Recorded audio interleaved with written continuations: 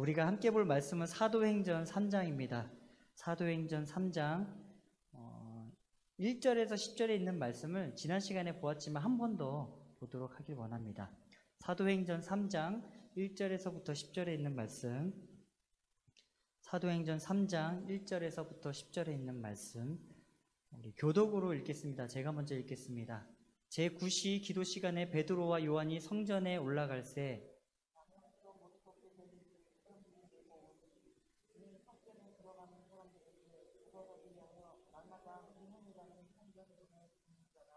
그가 베드로와 요한이 성전에 들어가려 함을 보고 구걸하거늘 그가 그들에게서 무엇을 얻을까 하여 바라보거늘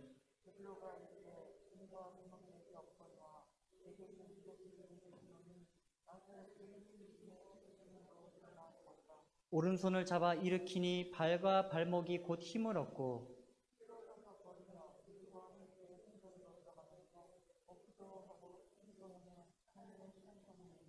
모든 백성이 그 걷는 것과 하나님을 찬송함을 보고 같이 읽겠습니다. 그가 본래 성전 미문에 앉아 구걸하던 사람인 줄 알고 그에게 일어난 일로 인하여 심히 놀랍게 여기며 놀라니라.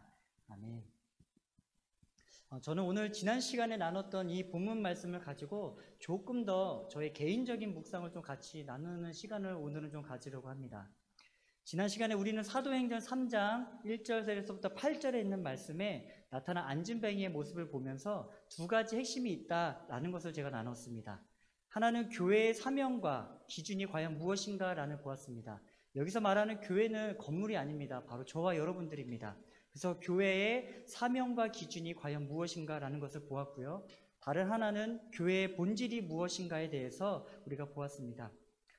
세상은 교회에게 요구하는 기준이 있습니다. 그런데 사실 그 기준은 자기 나름대로 자기의 문제를 진단해서 자기가 얻은 그 해결책을 교회에 와서 그 요구를 한다는 거예요. 세상은 자신이 원하는 방법과 자신이 원하는 제스처에 우리 교회가 따라주길 원하면서 우리가 그 요구에 부응하길 원한다는 거예요. 그러나 교회는 세상이 진단하고 공급하는 그런 공동체가 아니라는 거예요. 왜냐하면 교회는 세상과 다른 기준을 갖고 있기 때문에 세상이 원하는 방법과 요구를 무조건적으로 다 해결해 줄 수 있는 곳이 아니기 때문이라는 겁니다. 그래서 세상은 자신이 문제를 진단해서 자기가 원하는 방법으로 자기가 원하는 기준을 가지고 남들에게 요구를 하지만 교회는 우리가 문제를 진단해서 우리가 문제를 해결하는 곳이 아니라 하나님이 우리를 진단하셔서 하나님이 우리에게 해결책을 주시는 곳, 그곳이 바로 저와 여러분, 바로 교회라는 것입니다. 그래서 세상이 요구하는 대로 교회는요, 다 행해줄 수 없다는 겁니다.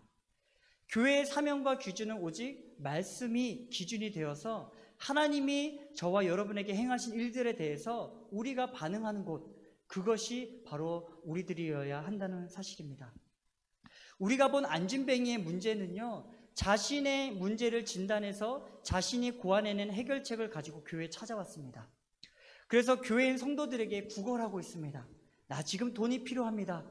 나 지금 먹을 게 필요한데 도와주세요 라고 말입니다. 두 번째는 무엇이었습니까? 바로 교회의 본질이었다는 거예요. 저와 여러분은요, 다른 어떤 것이 우리를 유혹한다 할지라도 우리가 타협할 수 없는 것, 우리의 마음에 흔들려서는 안 될 본질이 있다면 그것은 우리가 믿는 바로 예수 그리스도를 붙드는 그 신장이어야 한다는 거예요. 우리가 우리의 삶의 우선순위가 되어야 하는 것, 바로 예수가 우리의 최고의 목적이 되어야 할 것입니다. 그러면 예수가 본질이고 예수가 우리의 삶의 우선순위가 되어야 한다는 건 우리가 너무나도 잘 알고 있는데, 그러면 그런 삶은 도대체 무엇일까? 이런 생각을 한번 해보지 않으셨습니까? 늘 기도할 때 예수가 본질이니 예수를 붙들며 사세요 라고 강단에서 수많은 설교를 들었지만, 그러면 그런 삶이 도대체 무엇이냐라는 것이죠. 저는 이 부분을 조금 더 같이 보기를 원합니다. 먼저 결론부터 말씀드리면 이것이에요. 매 순간 십자가를 묵상하면서 주님을 의식하고 주님께 물어보는 삶, 그것이 바로 예수를 붙들고 예수와 함께하는 삶이라는 겁니다. 예를 들면 지금 이 상황에서 이런 일이 벌어졌을 때 예수님이라면 과연 어떻게 하셨을까? 왜 예수님이라면 이런 방법을 택하셨을까? 바로 이런 부분들을 우리가 하나하나씩 고민하면서 나의 관점이 아닌 하나님의 관점에서 매 순간 생각하고 매 순간 의미를 부여해 보는 신앙, 이것이야말로 그리스도와 연합하는 신앙의 모습, 예수를 본질로 붙드는 삶인 줄 믿습니다. 지금 안진뱅이의 두 번째 문제는 우리가 알다시피 본질을 놓치고 살아간다는 거예요. 자신이 겪는 문제가 무엇인지 모릅니다. 무엇이 가장 큰 문제인지 자신을 제대로 진단하지 못하니까 엉뚱한 것을 구하고 있는 모습을 우리는 보고 있어요. 사실 그가 요구해야 할 것은 돈을 달라, 먹을 것을 달라가 아니라 나 지금 걷지 못했으니까 나 좀 걷도록 도와주세요 라고 요구해야 하는 게 맞는 것인데, 지금 안진뱅이는 다른 것을 구하고 있다는 것이죠. 그래서 지금 베드로와 요한은요, 그 안진뱅이를 향해서 바로 이 부분을 알려주고 지적해주고 있습니다. 네가 구하는 은과 금은 나에게 없다. 그런 것은 세상에 가면 널려 있으니까 그것은 세상에서 찾고, 나에게만 있는 것 바로 예수 그리스도의 이름으로 일어나 걸으라 라고 선포하고 있다는 거예요. 비록 이 사람의 문제는 당장의 필요에 따라 장애와 가난으로 인해서 고통을 당하기는 하지만 가장 큰 문제는 나면서부터 걷지 못한다는 거예요.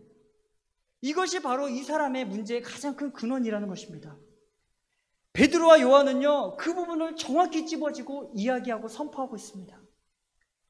사실 우리가 알다시피 이 사건은요, 오순절 사건 이후로 첫 번째 일어난 사건이기 때문에 너무나도 중요한 의미가 담겨 있습니다. 이 사건은 오늘 사는 우리에게 큰 의미를 전해주고 있는 메시지와 동일하다는 거예요. 오순절 사건 이후로 처음 교회가 세워지면서 교회의 생명력은 어디에 있는지, 교회가 움직여야 할 방향은 무엇인지를 보여주는 바로 그 메시지가 이 구절 안에 담겨 있기 때문입니다. 오늘날 많은 교회가요, 많은 성도님들이 가지고 있는 큰 문제가 있다면 하나님을 잃어버리는 신앙이지 않나 생각을 해봅니다. 하나님을 두려워하지 않는 신앙, 하나님이 아니어도 나름대로 할 수 있고 나름대로 움직여질 수 있다라고 여기는 신앙, 예수 그리스도를 구하는 신앙이기보단 은과 금을 통해 내 힘과 내 능력으로 하나님 없이도 할 수 있다라고 고백하는 사사시대의 모습처럼 살아가는 그 현장이 오늘날 우리의 모습이 아닌가 생각을 해봅니다.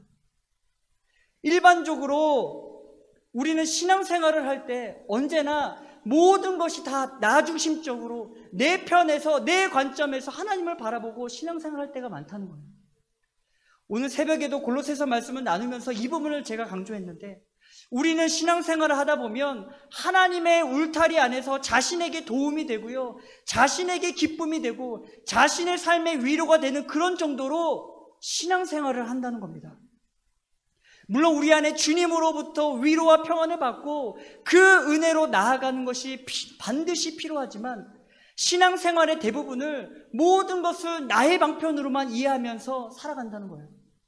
그렇게 복음을 이해한다면 그것은 잘못 인식하는 것과 다르지 않다는 겁니다.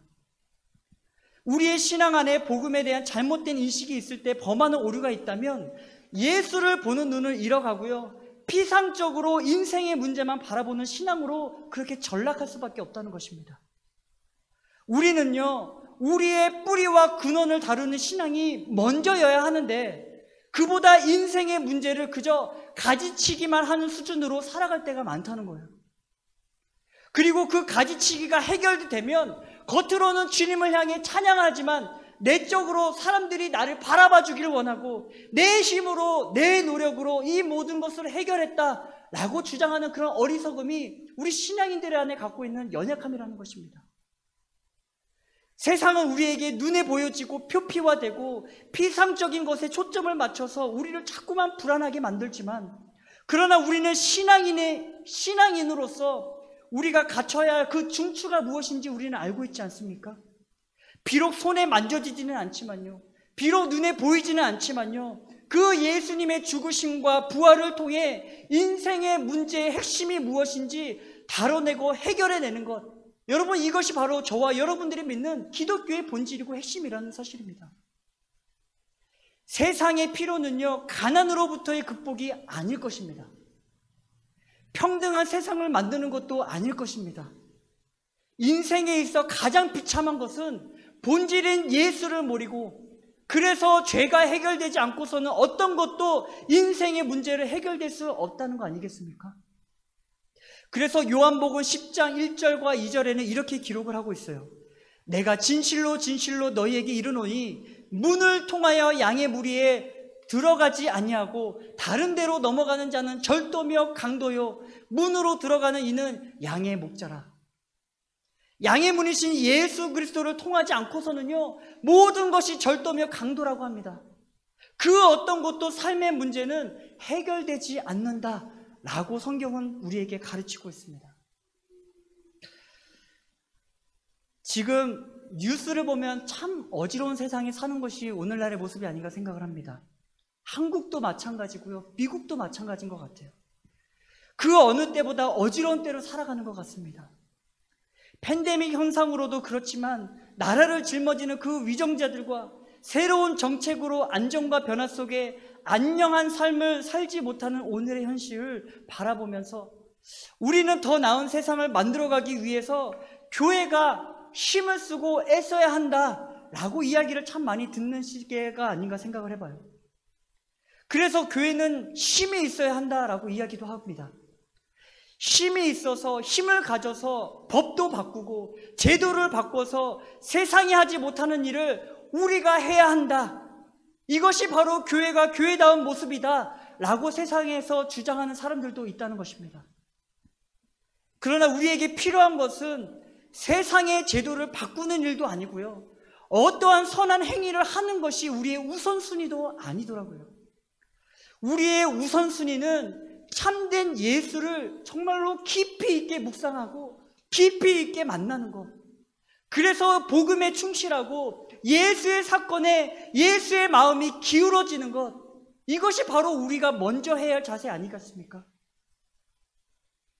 주변에 아시는 목사님이 페이스북에 이런 글을 하나 올리셨습니다. 하나 인용하면 이랬습니다. 대체로 오늘을 사는 많은 사람들이 복음과 예수 사건, 정말 이거면 충분하다고 이야기하면서 우리의 초점을 언제나 세상을 바꾸는 것에 눈과 귀를 기울이며 살아가는 것 같다. 입으로는 복음 사건 하나면 충분하다고 외치지만 우리가 원하는 것은 세상을 바꾸며 예수 믿는 삶을 살아가는 것에 더 초점을 가지고 살아가는 것 같다 라고 적혀 있었습니다. 사실 이 글을 보면서 세상을 바꾸고 예수 믿는 삶을 살아가는 것에 더 초점을 맞추는 것이 도대체 무엇이 잘못일까? 라고 반문하시는 분도 계실 것 같아요. 그러나 저는요, 그것보다도 본질이 무엇인가를 좀 발견하게 됩니다. 여기서 이야기하는 핵심은요, 우리는 세상의 제도를 바꾸고 어떠한 선한 행위에 더 많은 초점을 가지고 살아가는 것에 관심과 핵심을 쏟기 이전에 우리가 예수의 사건에, 예수의 마음에 더 기울이는 것, 이것이 더 먼저여야 한다는 것입니다. 지난 주일에 오후에 아이들하고 어떤 놀이를 하나 했습니다. 여행 놀이를 아이들이 하자 그래서 집에서 한번 놀이를 한번 해봤어요. 여행 놀이는 다른 게 아니더라고요. 저도 처음 해봤는데, 보통 우리가 여행 가는 것처럼 여행 가방을 쌓고 그 프론트에서 체크인하고 체크아웃 하는 것처럼 그렇게 이름을 적고 그 다음에 방에 들어가서 짐도 풀고 각자 이불을 피면서 노는 그냥 그런 놀이였습니다. 그래서 저희 집 거실에 아이들이 진짜 여행에 온 것처럼 그렇게 자기들 짐을 이렇게 여행 가방을 가고 짐을 풀면서 거기다가 이부자리를 깔고 그렇게 하면서 같이 놀았습니다. 근데 그렇게 노는 도중에 저희 큰딸 하일이가 이런 이야기를 하더라고요. 아빠, 엄마, 패밀리 타임은 아빠 엄마가 우리를 위해 뭔가 해주는 거 그것도 좋은데 우리와 마음을 함께 하는 거 그게 진짜 패밀리 타임인 것 같아 라고 이야기를 하더라고요. 저는 그 이야기를 들으면서 아이들도 그걸 아는구나. 무엇을 해주는 게 먼저가 아니라 아이들과 함께 하는 걸 느끼는 것, 이게 본질이구나. 오스왈드 챔버스 목사님이 쓰신 주님은 나의 최고봉이라는 책에 보면은요, 우리는 신앙생활하면서 범하는 오류가 있다고 하면서 이런 이야기를 하십니다. 우리가 보통 주님을 위해 헌신하며 살아간다라고 하지만 사실은 그것보다는 우리는 주님과 함께 동행하는 삶이 먼저다라고 이야기를 하고 있으시더라고요. 앞서 이야기했듯이 부모가 자녀를 위해 뭔가를 해주는 것, 이것도 좋지만 사실 그보다 더 의미 있고 중요한 것은 부모가 자녀와 함께 할 때, 그리고 연세 드신 부모님들에게 자녀가 부모와 함께 하고 있다는 걸 느낄 때, 그때가 더 의미 있다는 걸 좀 깨닫게 되더라고요. 이처럼 하나님을 향한 우리의 신앙도요, 바로 이래야 되지 않나 저는 생각을 해봅니다. 우리는 주님을 위해 무언가를 하는 신앙 반드시 필요합니다. 없어서는 안 됩니다. 사역을 하고 일을 해야 되는 건 너무나도 중요하지만 그보다도 우리의 동기가 바뀌지 않도록 하기 위해 주님과 함께 매 순간 주님을 의식하며 살아가는 신앙, 주님이 나와 함께 하고 있다는 그 살아가는 그 순간을 우리는 더 먼저 기억하고 살아가야 한다는 것입니다. 그렇게 예수를 만나고 그렇게 주님을 인식하고 나니까 그 안진뱅이에게 과연 어떤 일이 벌어집니까? 7절과 8절에 이렇게 기록을 하더라고요. 오른손을 잡아 일으키니 발과 발목이 곧 힘을 얻고 뛰어서서 걸으며 그들과 함께 성전으로 들어가면서 걷기도 하고 뛰기도 하며 하나님을 찬송하니, 예수를 만나고 나니까 그가 구하지 않았던 본질의 문제가 해결되었다는 걸 보게 됩니다. 예수를 믿고 의지하겠노라. 나사렛 예수 그리스도가 누군지 모르지만 그 선포하는 나사렛 예수 그리스도를 붙들고 한번 일어나 보자 하고 그 손을 잡고 일어나는 순간 발과 발목이 힘이 얻었다는 것입니다. 안진뱅이는요, 예수님을 붙들고 일어났다는 사실이에요. 여러분 한번 상상해 보시기 바랍니다. 40년 이상을 안진뱅이로 살아온 사람에게 다시 생명이 주어지는 일이 벌어집니다. 걷지 못했던 일이 이제는 과거의 모습이 되어버렸습니다. 이제는 두 다리를 통해 걷기도 하며 뛰기도 하는 일이 벌어집니다. 우리가 믿고 선포하는 나사렛 예수 그리스도의 이름은요, 주문을 외우고 공식을 이야기하는 것이 아니라는 겁니다. 그 이름에는 능력이 있다는 것입니다. 예수는 우리의 중심을 붙들고요, 세상을 통치하시는 하늘의 하나님이신 줄 우리는 믿어야 한다는 거예요. 지금 이 안진뱅이의 기쁨이 여러분들은 보이십니까? 매일같이 성전 미문 앞에서 구걸하는 이 안진뱅이가 그동안 사람들을 통해 얻었던 기쁨과 오늘 이 예수를 만나고 예수를 통해 치유를 얻게 되는 그 기쁨과는요, 차원이 다른 기쁨이라는 거예요. 그는요, 아마 세상을 다 얻은 것과 같은 기쁨을 얻었을 것입니다. 그래서 8절에 기록한 대로 뛰어서서 걸으며 그들과 함께 성전으로 들어갔다고 합니다. 그 뒷뜰에서 뛰는 게 아니라 어디로 향하여 들어갔습니까? 성전을 향하여 들어갔다는 것입니다. 그리고 또 성전 안에서 또 걷고 뛰고 하나님을 찬양했다라고 합니다. 여러분, 여기서 찬양했다라는 의미는요, 예배자가 되었다라는 의미예요. 그가 예수를 붙들고 나니까, 그 예수를 붙들고 예수를 의식하고 나니까 그의 삶은 예배자의 삶으로 변화되었다라고 오늘 말씀을 기록해주고 있습니다. 이것이 바로 성령에 의해 변화되어 예수를 붙잡는 자들의 모습인 줄 믿습니다. 우리의 인생의 참된 기쁨과 희락은요, 오직 주님을 만나고 오직 예수로 인해 우리의 모든 죄가 사여지고 우리의 막힌 담이 뚫리고 참된 자유가 찾아올 때만 누리는 기쁨인 줄 믿습니다. 제가 여기 페이플 침례교회에 온 지 다음 달이면 1년이 됩니다. 온 지 별로 안 된 것 같은데 벌써 1년이 되었어요. 근데 그 1년이라는 짧은 시간이었지만 그 이곳에서 인생의 선배님들의 이야기를 들으면서, 그리고 곳곳에서 하나님의 역사심을 전해서 들으면서, 우리 교회에 계신 인생의 많은 선배님들이 과거의 안진뱅이와 같은 아픔과 어려움 속에서 그 예수를 붙드시면서 세상이 주는 기쁨과 다른 기쁨을 얻으시며 살아가신 것이구나 라는 모습을 좀 한 번쯤 되돌아보며 생각하게 되었습니다. 하나님을 모르시는 분들이 주님을 알게 되어 교회에 나오시게 된 분들도 계시고, 인간의 눈으로 볼 때 불가능한 일들이 마치 40년 동안 안진뱅이로 살아온 육신의 질병이 예수를 붙드는 순간 완쾌되는 일이 생기게 되고, 자녀를 먼저 보내고 남편을 먼저 보냈던 그 흑암 같은 시간을 겪으면서 멈춰버릴 것 같은 시간이었지만, 비록 지금도 여전히 아프고 힘들지만 그럼에도 나를 일으키는 원동력이 오직 예수뿐임을 아시며 감사함으로 이겨내시는 분들의 그 간증을 직접적으로 혹은 간접적으로 들으면서 얼마나 많이 감사했는지 모릅니다. 물론 그 외에도 많은 일들을 체험하신 우리 모든 성도분들 한 분 한 분들은요, 안진뱅이가 뛰어서서 걸으며 뛰기도 하며 기뻐하는 그 기쁨이 무엇인지를 아실 것 같아요. 그 기쁨은 세상이 주는 기쁨과 다르다는 그 기쁨, 그것을 너무나도 잘 아실 것 같습니다.